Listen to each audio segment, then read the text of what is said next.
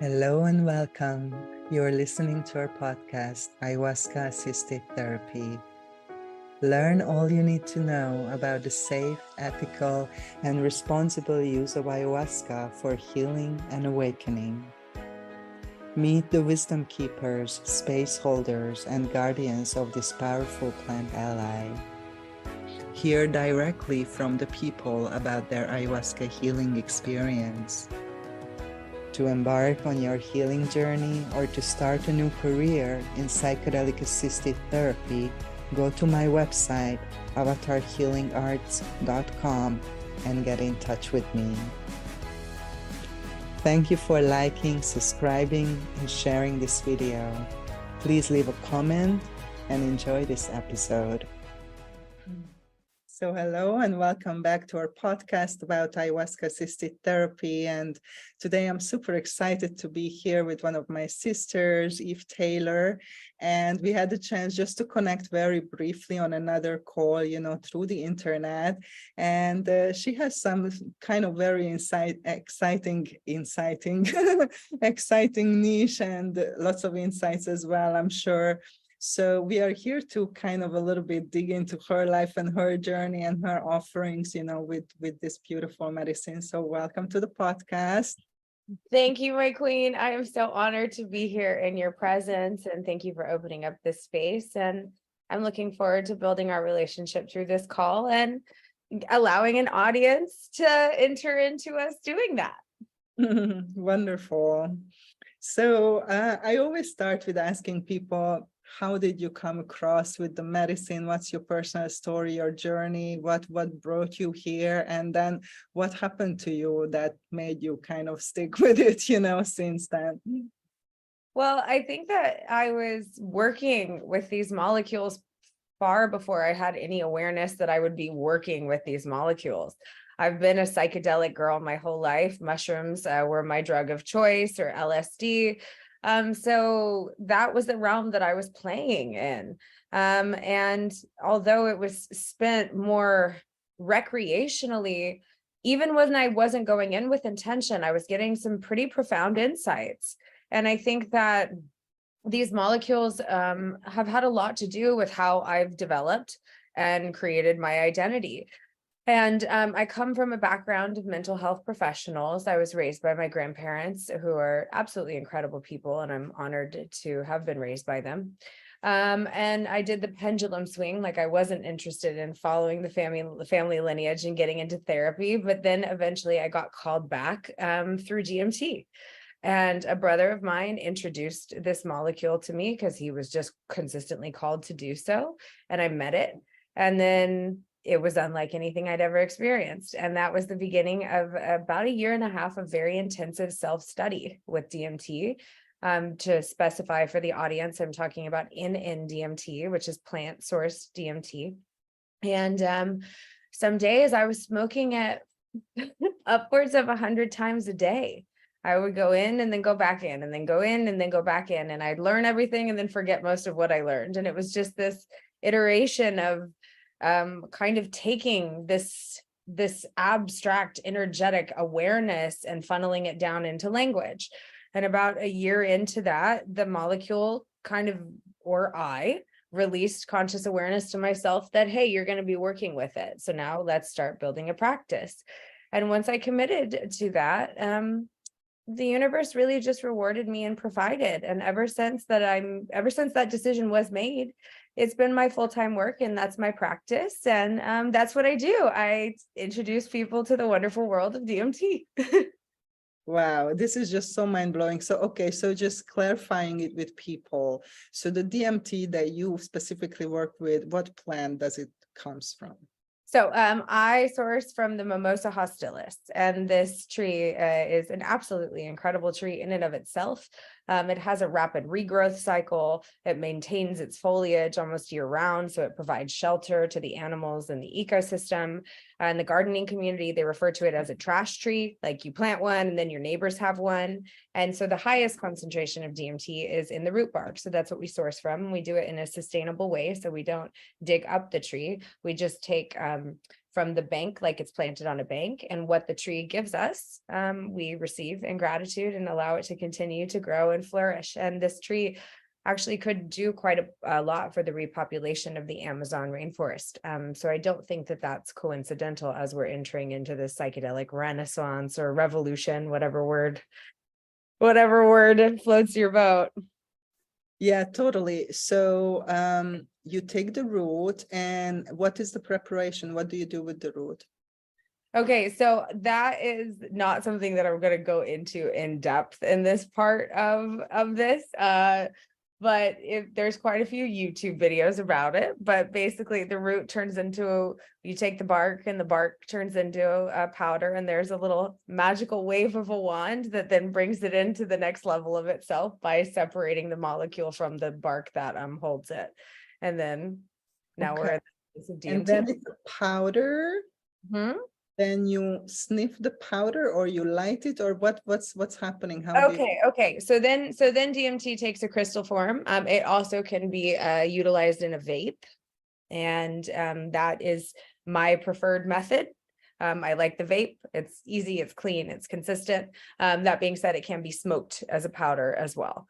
And DMT, psilocybin pharmacologically is 4-PO-DMT. Ayahuasca has a DMT plant that is what activates it. So there's DMT kind of plays the role of this thread of whatever consciousness we're tapping into. So there's different ways to access DMT, including endogenous DMT. So what we're talking about is exogenous, received from the external, and endogenous is received within. And that DMT is released when we dream, holotropic breathwork, tantric practice, transcendental meditation, childbirth, death, near-death experiences. It's a molecule that's working out in the background. It's in the retina of primates, for example.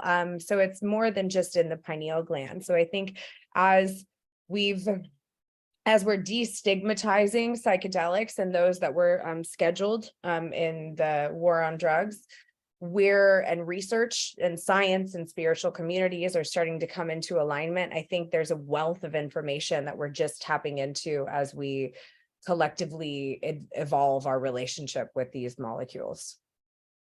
Thank you so much for all this information, because I think a lot of people are not familiar with this specific form of DMT. Like, it's much more trendy, Bufo, the and then of course ayahuasca and versions of ayahuasca. So when you said that there were days when you smoked it 100 times of something, I just want people to understand this is not Bufo. That's not Bufo. This is not Bufo. Yes, so tell us a little bit about, can you say something about the difference, and what is the effect, what happens, when you are under, and how long it lasts? Absolutely. So the length of time with N-N-DMT is similar to both bufotenin or 5-MeO. It can be anywhere from 5 to 30 minutes. So in my experience, I do have experience with Bufo as well as 5-MeO. N-N is my zone of genius, but I have experienced the two enough times, I think, to speak on it.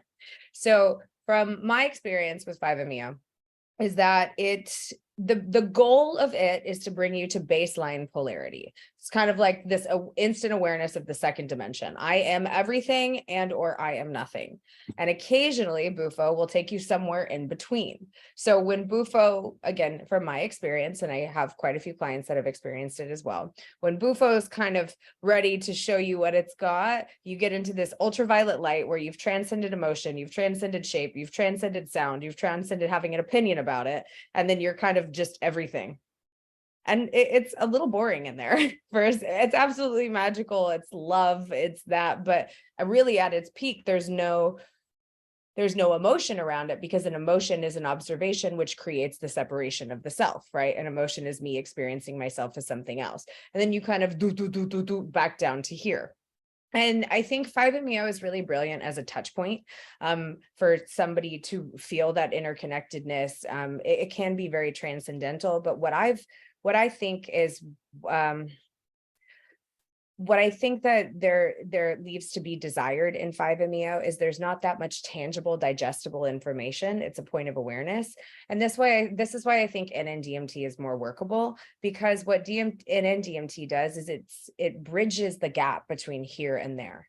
So this three-dimensional grounded plane where separation is incredibly convincing, and that touch point of I am absolutely everything, how do I build that ladder?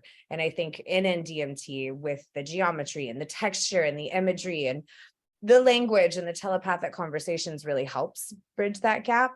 And I think that that's also one of the reasons why we see a bit of unprocessedness in the 5-MeO community, because it's not something that you can sit with all that regularly.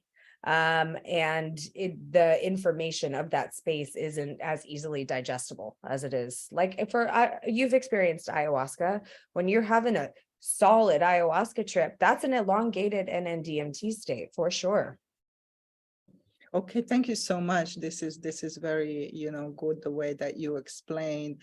So when you started using this molecule, this plant this way, with quite often at the beginning, like what happened to you? Like, how did your perception change? How did your behavior, your priorities, your values change, your relationship? Like what happened to you that you can say, hey guys, this is what it did to me, like it changed my life like this way, thanks to this work that I did with this medicine?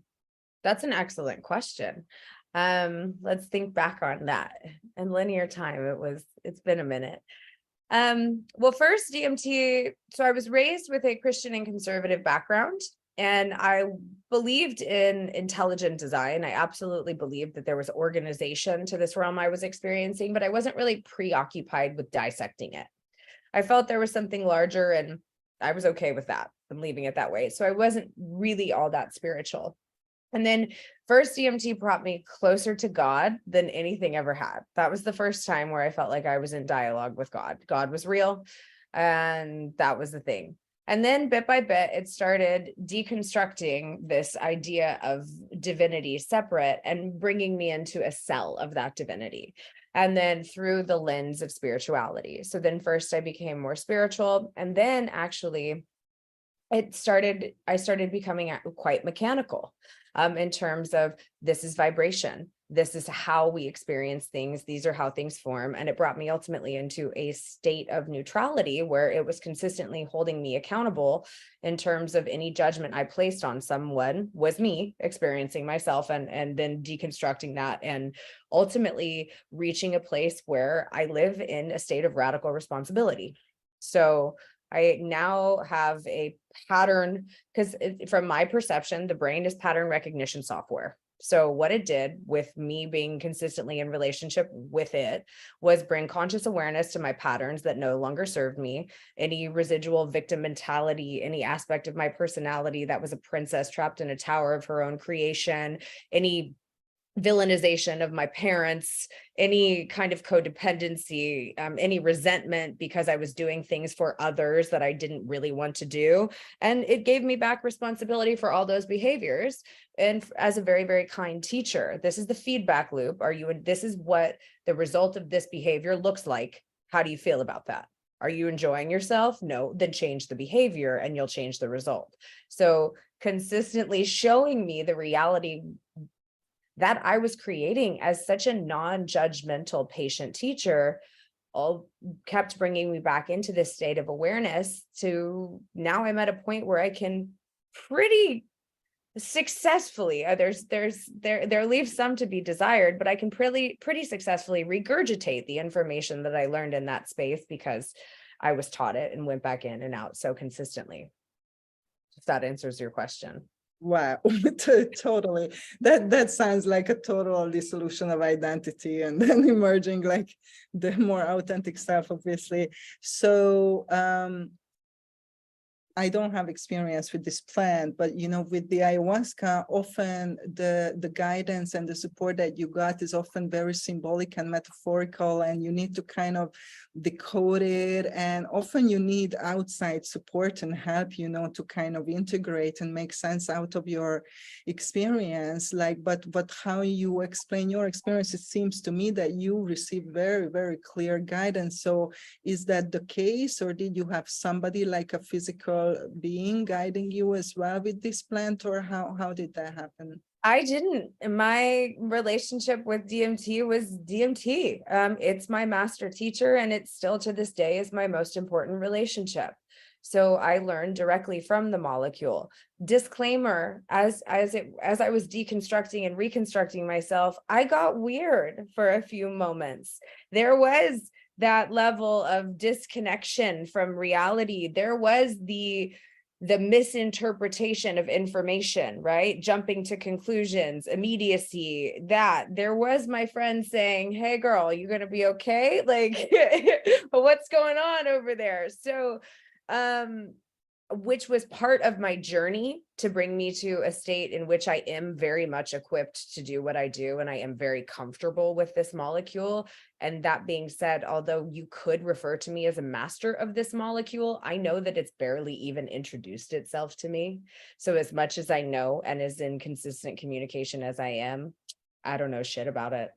In terms of a guide, I think it is great to, if we're talking about people that are interested in getting into psychedelics in the space, I think that it's great to have a three-dimensional human or guide helping you integrate and prepare, and that can speak to you in your language, whether it's through the lens of spirituality or mathematics, or if we want to get into physics or cosmology, or if we're Eastern, even if we're going to look at it from a Christian lens, who is comfortable to speak to you in the way that you can help digest this and bring the benefits of this into your identity or the character that you're playing.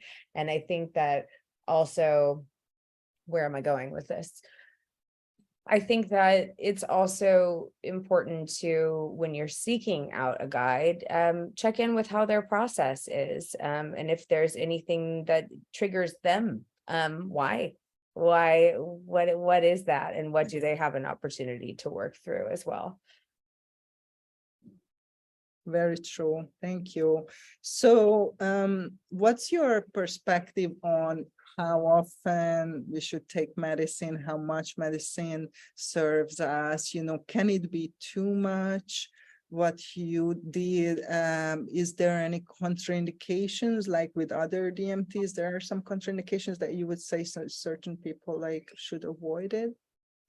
That's a good question. So in my company, I utilize other experts. For example, I have a nurse practitioner that I work with religiously. They will do with our clients, we have a full medical intake. So whatever medications they're on, what their background is, family history of that. I have a vetting process, and I utilize, again, a healthcare professional to do that. And so these are some questions that she would be more equipped to answer. That being said, in terms of, although I do believe that it's schizophrenia or borderline personality disorder or even bipolar, I think that these molecules can be utilized in the not so distant future. I don't think that like we are equipped to do that right now. So those are definitely clients that I wouldn't. So basically, some practitioners that are looking to get into this space, there might be a little, oh, am I going to make it and be able to do this? So they take on clients out of feeling the necessity to take anybody that comes their way, and they could potentially endanger themselves and the person they're facilitating for. So really erring on the side of caution, specifically because we don't have a collective framework, and because there is this overground, sitting with your intuition, making sure that you utilize an expert that is experienced in this, that does have some kind of medical background, that is aware of medications, interactions, what things can come up through a psychedelic experience, because they can be triggering. And really, if this is more geared towards practitioners, err on the side of caution always. And yes, enough is enough. And I teach my clients to build a relationship with DMT. I do not teach them to build the relationship with DMT that I have. I might be a little bit of an anomaly, and I do not smoke it 100 times a day. That being said, I do see about 20 clients a week, so I'm sitting with it pretty frequently. And it's a lot. It's a lot to process. It's a lot to digest. And I think it's really finding your sweet spot, and preparation and integration. Why am I here? Why am I sitting with this? What is my intention around this? What am I clearing? And and I don't mean, I believe, so it's, how do I word this? Life gets to be ceremonial, and life gets to be really playful. We recreate ourselves recreationally, right? Recreation and recreation are the same word with different emphasis.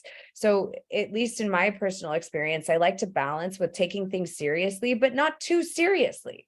This gets to be fun. And if the experience of discovering yourself is a pleasurable one, then now you're creating a pleasurable feedback loop that reinforces itself, because I enjoy the process of learning about myself. And because the process of learning about myself is an enjoyable one, I'm going to continue to complete that process and cycle through that iteration. So trust your intuition, keep yourself safe, and allow it to be light, allow it to be enjoyable. So does that make sense? Yeah, and it sounds really good, compared to an ayahuasca ceremony and when you're throwing up and puking your guts out. So what kind of people do you attract into your practice? Like, are there certain specifics, that what kind of people come to you and why they are looking for this experience? So I've worked with a wide array of individuals. I'm at a point in my practice where the spell I've cast, or the mantra that I recite, is those who find me are those who are ready. And I trust the universe that if it's somebody that's been doing the work ahead of time, like, this is what I've been doing, this is my focus, and I'm ready for it to work, then because they've been building these patterns and I kind of get to come in and unlock it. And so congratulations on all the work you've done. This gets to be quick and easy and efficient. I also have those that they're at their last leg. They're like, this didn't work, this didn't work, this didn't work. And one of the main questions I ask is, are you ready for this too? Like, how attached are you to your narrative? Because if at the end of the day, you don't want to feel better, then nothing's going to help you. When you have chosen to step into the you that doesn't need to be a victim in your reality, then I can serve you there. That being said, I'm not the magic wand, you are.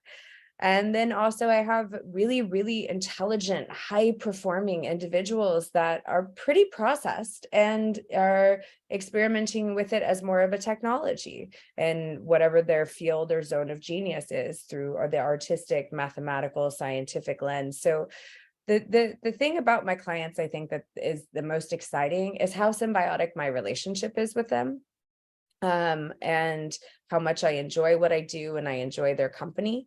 And because I have such a beautiful and brilliant clientele, it makes my work sustainable.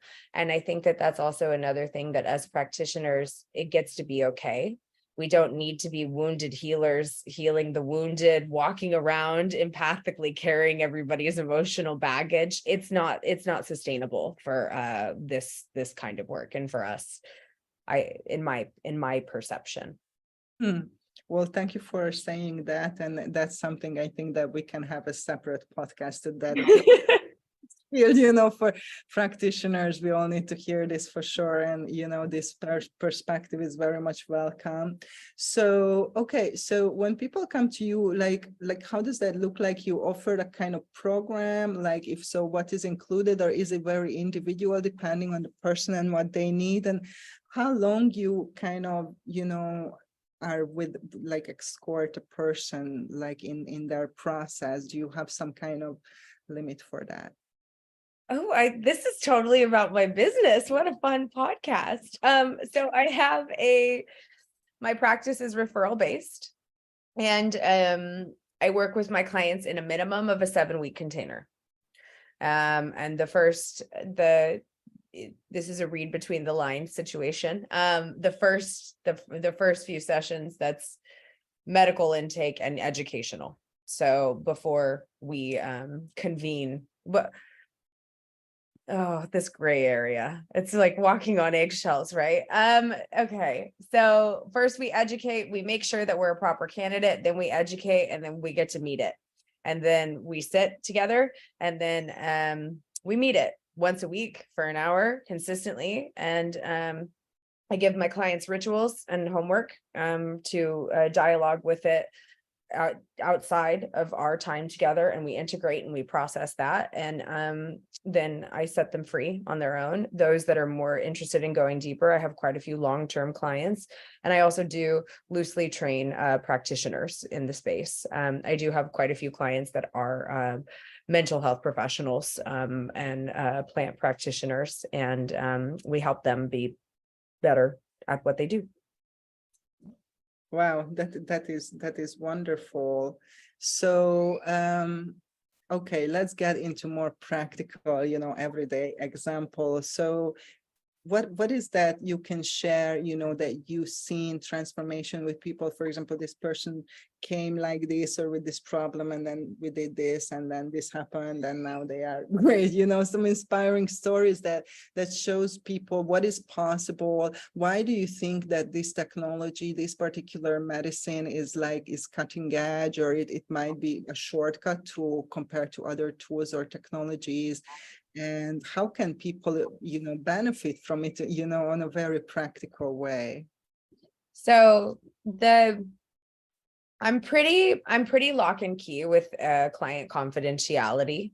So I'm not going to accidentally give any identifying information away. That being said, on a weekly basis, I am greeted with an email that just it's so efficient, it's so fast, and I'm really, really good at my job. And the reason that I'm so good at my job is because DMT taught me how to do it. And although I do value my role in it, this molecule is absolutely incredible. This molecule, I'll speak for myself, has changed my life. It's given me everything. I have a healthy relationship to my body. I have symbiotic relationships. I'm not stressed about aging. I've finally received and appreciated my beauty. I've removed imposter syndrome. I live in a reflective state of responsibility. I have an absolutely beautiful house that I designed, that I had the money to design, and I released the imposter syndrome around being an artist that was capable of designing it, and it's extraordinary. DMT is my superpower. It's that easy. I think one of the reasons why it's effective is because it makes us less solid. And from my perception, we're in a video game of our own creation, and we're a collective mind that's running iterations to experience ourselves, with ourselves, by ourselves, for ourselves. And the level of density, when something matters, it materializes and it solidifies. And the more denser, the more weight we have on us, the heavier the gravitational pull is of the map of the maze that we're running. And so DMT just kind of removes separation. And then now that you're experiencing yourself in a more vibratory, interconnected state, you're venturing into the realm of possibility. So it's like, as opposed to coming up with all these reasons why this is impossible, you start shifting, we start shifting into the realm of I can because I am. Of course, this is possible. Possibility is me playing the role of it. And it's so empowering to just take back all of it. You take back your power and you get to actively create your reality. And when you do that, you collapse linear time. And so one of the other reasons it's more effective is because we are collapsing. Think of it like a higher waveform, right? The higher the wave or the vibration, the tighter it is, and the tighter it behaves, it almost appears as one again. A long, denser vibration, those peaks and those valleys, that it takes a long time to figure it out. You tighten the feedback loop, you're now creating a new program more efficiently. If you are creating the new program through a feedback loop of pleasure, then it's going to be an enjoyable process, which is going to speed it up even more so. So these are one of the things, these are some of the reasons why I think it's so efficient, because you get to have fun changing your life. If that answers your question. Yeah, totally. So do you think that, as you mentioned earlier, that we are the medicines, and these are tools, allies, technologies, supportive spirits, whatever, to help us. So like one of the messages that I received from the mother ayahuasca, that the more you heal, the less medicine you need. So the goal is not to rely on anything, not even the medicine. And so my understanding was that, like the more you heal and become whole, the less you need to sit with medicine.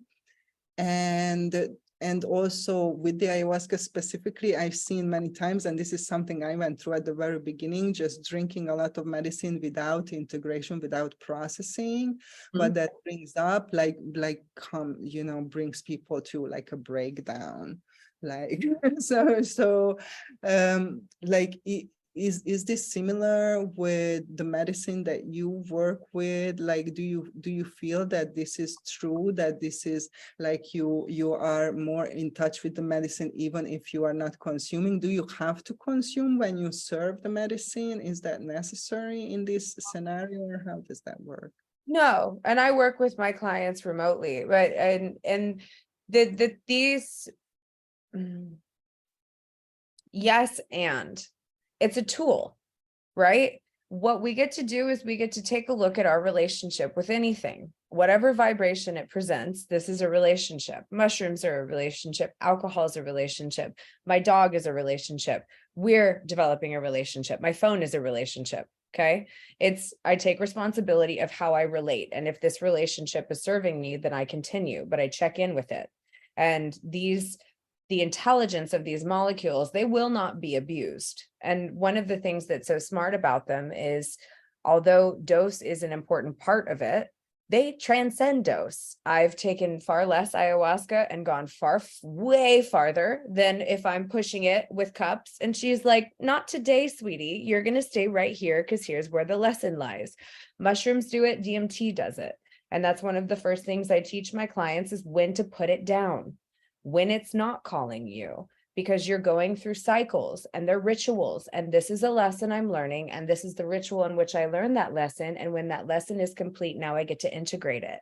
And at least in my experience in the container I work with DMT, it's very good about it's counter addictive. So I'll have a client that says, hey, I didn't do my homework. I really wasn't feeling called to it. I'm sorry. I'm like, no apologies. If you weren't feeling called, you weren't feeling called. This is your relationship. Or I'll have another client that's, hey man, I'm feeling it. Like I'm feeling like every day. Is that okay? And I go, temporarily, if you're being called, sit with it and honor the call because you're in a lesson. And that's the benefit of ayahuasca is you're there for a few hours. It's a journey. The same thing with psilocybin. With DMT, you're popping in and out. So I like consistently jumping in for 5 to 7 minutes a week. And that's how the ritual gets completed. And does that make some sense? Yeah, it's very interesting. It's so different from the ayahuasca and how that is used in the ceremony and stuff. So it's very interesting to hear. Okay, very, very cool. Right. Anything that you would like to share with our audience that you feel passionate about right now, or that you would like to put out some kind of message for the people who are interested in this and they are like, oh, I'm not sure how to start.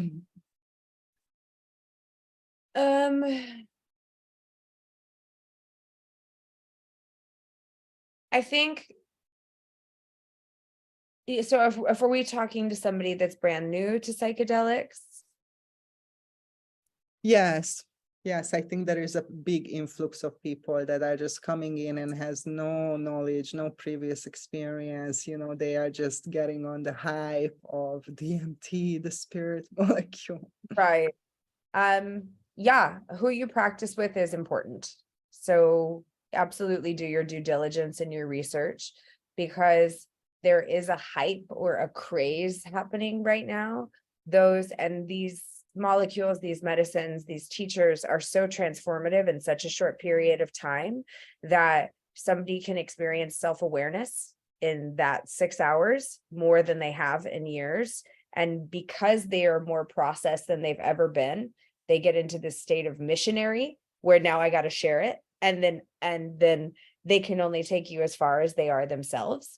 So specifically, if you're a newcomer to the psychedelic space, I would do your research on your practitioner, because also sourcing of the molecule, the energy in which the molecule was made, extracted, all of this is vibration. And we're entering into a realm that's less concrete.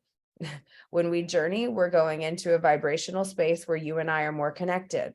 So any of my shit's going to come with us as well. So having somebody that's integrated their shadow, has neutralized their triggers, that can hold your hand and really walk you through it, specifically if you've got some heavy experiences that you're ready to unpack. I think that's important. Also, taking a look at how you would like to approach a ceremony. For example, with DMT, I utilize it as a technology in a more traditional therapeutic time model of an hour. I'm going to see you an hour once a week. However, my mushroom ceremonies happen in person. And if there's going to be ayahuasca, I have a page, who is an indigenous shaman, shaman's Siberian, who has a long ancestral lineage and has been drinking and facilitating ayahuasca with his people for a very long time. So it's also, I'm more than equipped to teach you, walk you through the world of DMT and mushrooms, but even I, with all my experience, know to respect the indigenous tradition and the Icaros and the music of how these healers do their magic. So something specifically with ayahuasca I'd be careful of is like your Texas shaman that they've done it a couple times and they're wearing the right color bracelet and they have a crystal and a hat on, and now they're serving a medicine that they probably only recently met and haven't sat with that many times. We're seeing a lot of it, and everything is exactly as it's meant to be. And I'm not saying their hearts are not in the right place and we don't support them, but as a community, we're coming to a place of legalization. And I think that it's really important that we govern ourselves and create some level of accountability. So as legalization occurs, we get to keep doing what we're doing, and negligence doesn't take it away from us and put it in the hands of, for example, a big pharmaceutical company.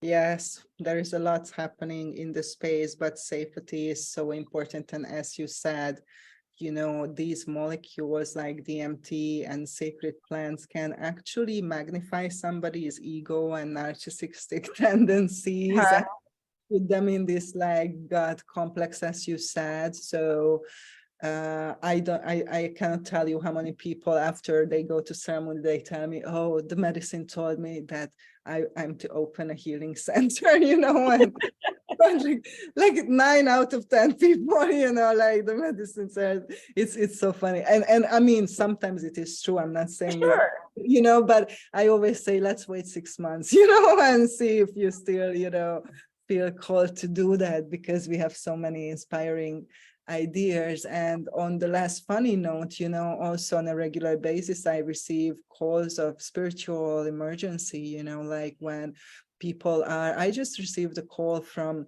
I shared it on social media, from a person who was in an unsafe ceremony that was held by a person who had no idea what they are doing, and ordered the medicine from the internet and cooked it in his kitchen and was kind of experimenting with ingredients. Like, I mean, a horrific story, so many red flags, and this person, there was an intrusive energy attached to this person that almost drove her crazy. She was at the edge of a nervous breakdown.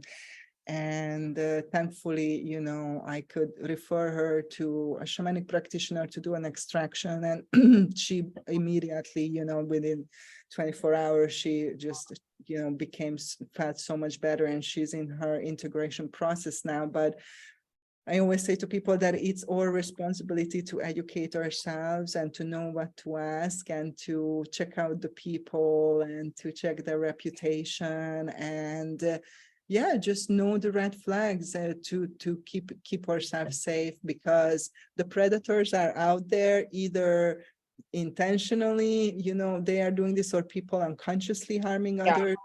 Like both can happen, obviously, but we have to acknowledge that, and we have to be prepared. And this is something I learned kind of, a little bit the hard way.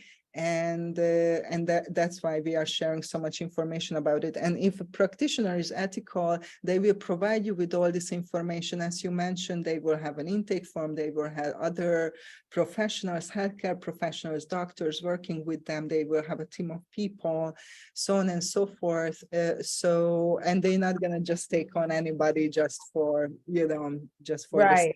That's another, I did send multiple people, I refer them to other practitioners with other technologies and stuff like that, because yeah, this is I wouldn't say that the medicine is dangerous. I don't believe the medicine is dangerous, that people are dangerous, and they can use the medicine or abuse or misuse these molecules, these medicines, in an unsafe way. And that can be harmful for the people who are, in that space, even though maybe you are not the one who is doing that, right? Right. I agree completely. And it's a great thing to point out. Sometimes it's subconscious, right?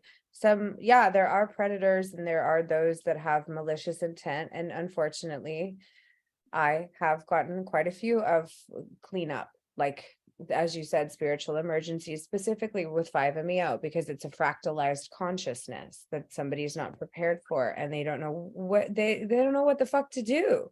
They don't know where to start. So we here we go, and we get to clean it up and piece it all back together very calmly. But it's knowing when somebody's not a candidate or not ready for that, knowing what the dose is, knowing when a little is enough, knowing, just trusting your intuition as a facilitator, and also trusting your intuition as the recipient. And this gets, just because it's underground and legalization is happening, doesn't mean that there isn't an air of professionalism that you shouldn't expect. If you're feeling uncomfortable with your personal space, if you're feeling pressured in any way, if you're not feeling supported, if you feel like somebody's projecting their belief system on you, trust yourself. If you're not comfortable, you have absolutely every right to leave a situation that doesn't serve you.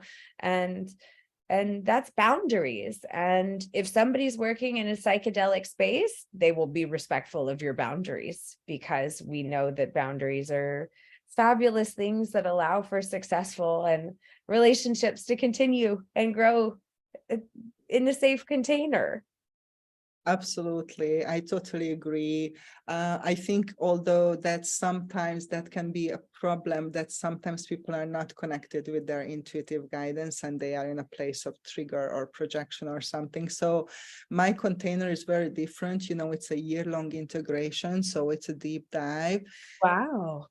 I tell people up front, that there will be projection and transference, and you're going to love me, and then you're going to hate me, and then program.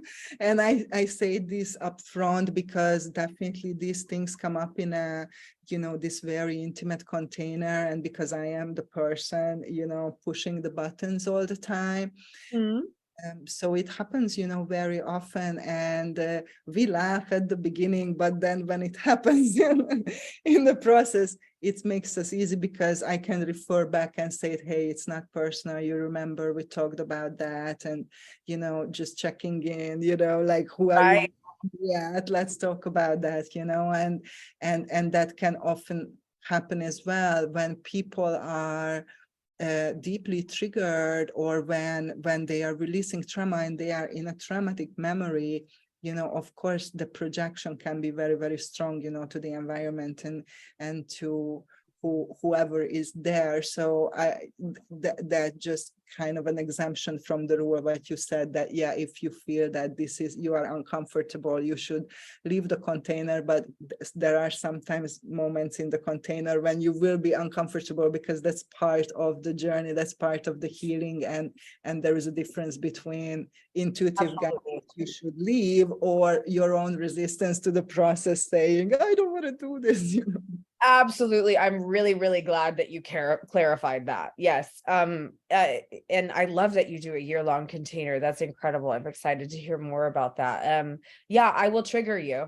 It's going to be great. We're going to have a really nice time, but you called me in to hold you accountable for the reality that you're creating. So we're removing the other. And when your husband, when your partner, when your boss, when your children are pissing you off, and I'm telling you they don't exist and you get to take responsibility for that, I'm not your favorite person right there in that moment. So yes, it's, and you're right. That's one of the things that is learning to alchemize your intuition, as opposed to, I think anxiety is unalchemized intuition. But I'm more referring, I think I'm more referring to the be wary of the one and done. Like you're going to come, it's going to be that. And if you're feeling any discomfort in the beginning, but thank you for clarifying. What does your 1-year container look like?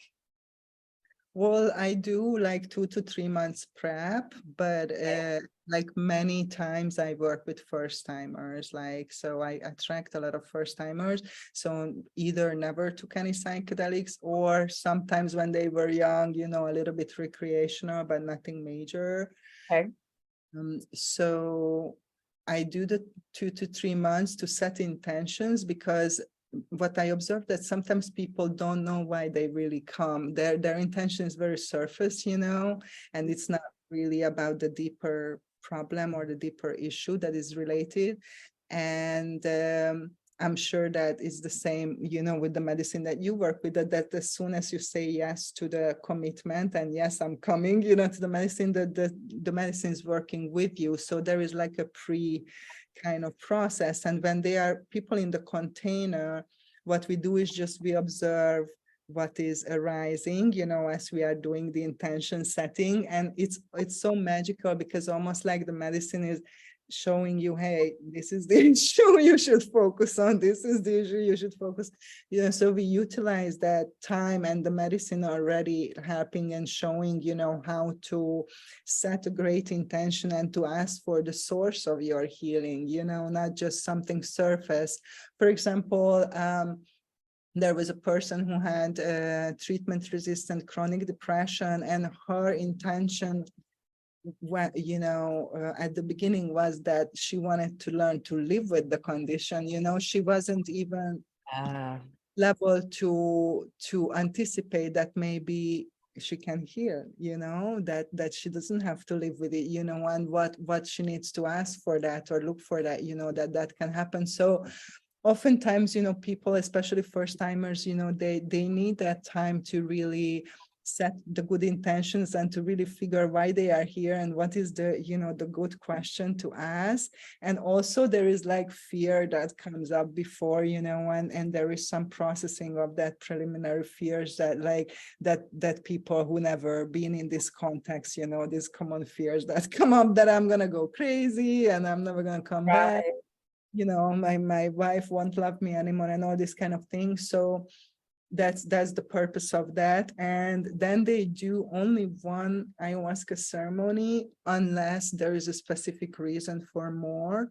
But normally, if they are first timers, they do one at the beginning, because I believe that the ceremony is just a part of the whole journey, and you should do a whole journey to really know what does it take, you know, and to understand. And then if you want to drink it every week, like, it's up to you, but you're gonna know. Because what happened to me, that I drank a bunch of medicine and I didn't know how it's gonna work, you know, after. And when I realized what I did, it was too late. I'm already like you know.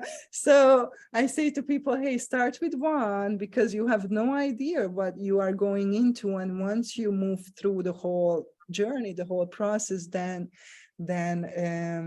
then you can do more if you want. You can do whatever you guided to.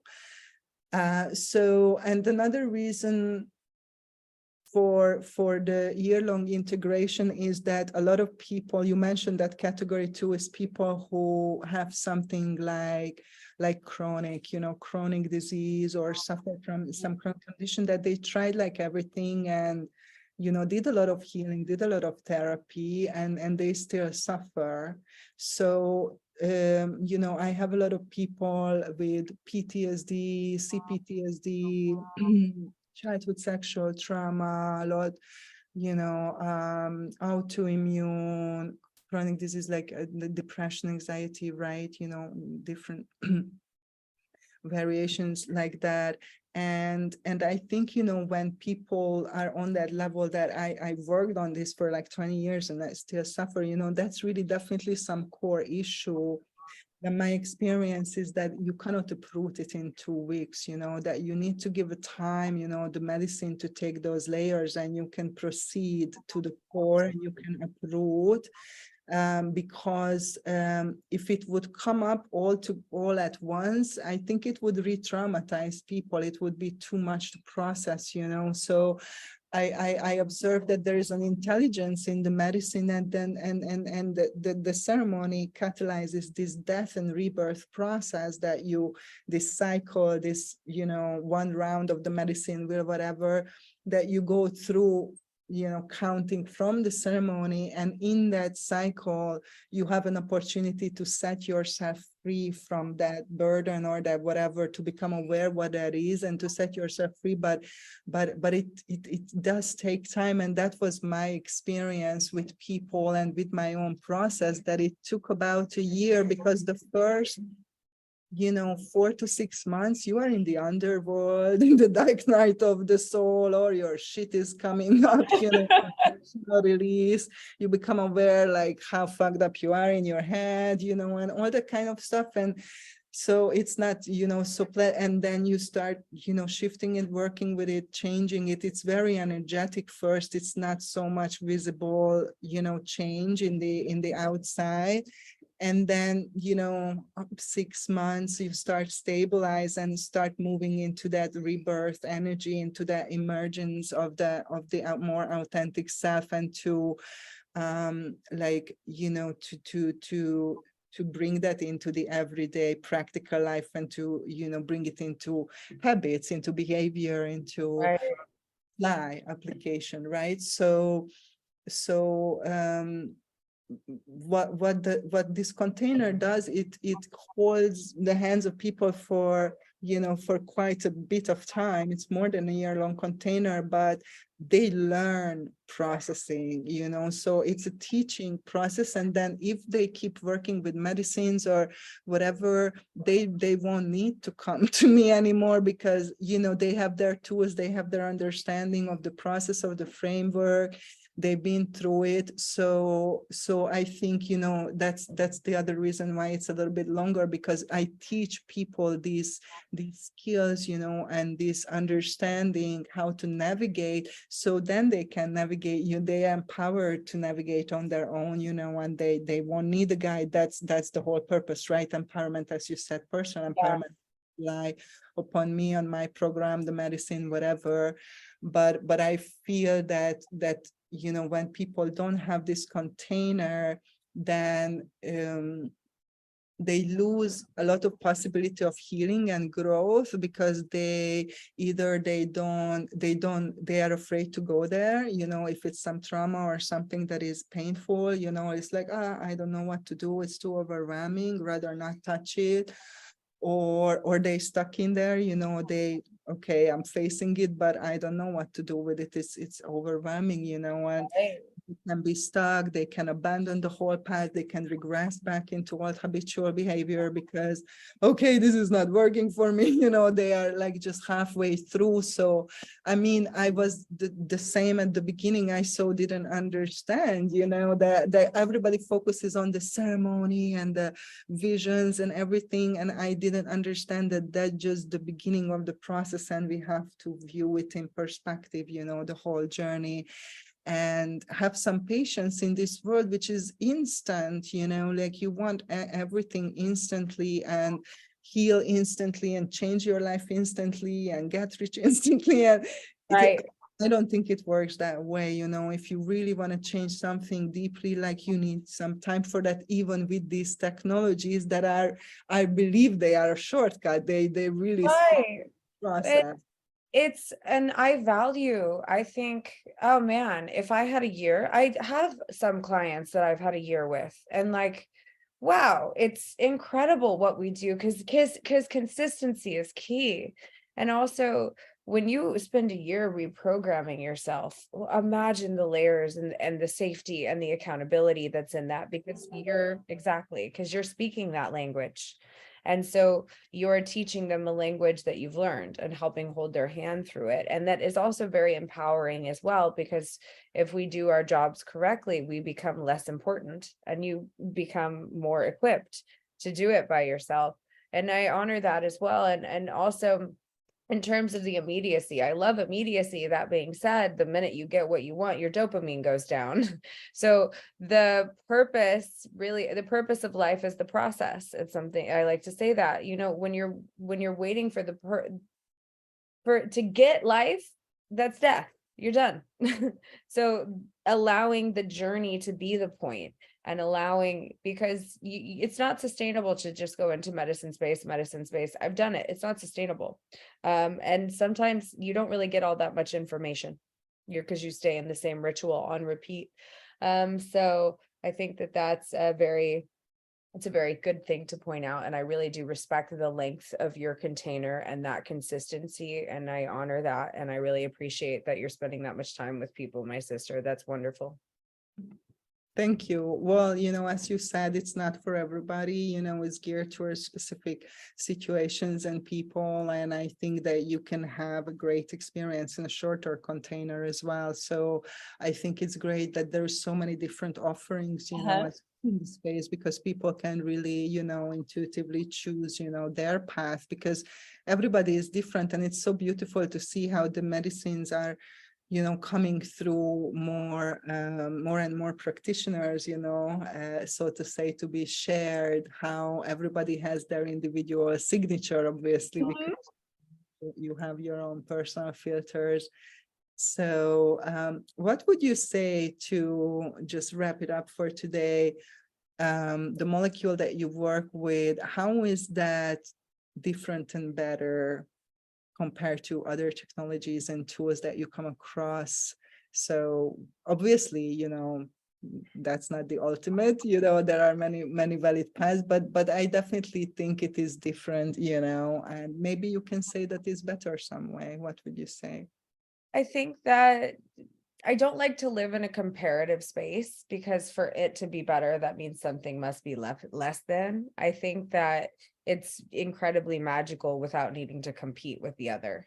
I think the interesting thing about DMT is how it forms, how I experience it in a shorter way. And that is part of that immediacy and that program and that technology. You experience it, you drink it, you digest it, you journey with it, and it behaves more maternal in nature. The mushrooms are another way.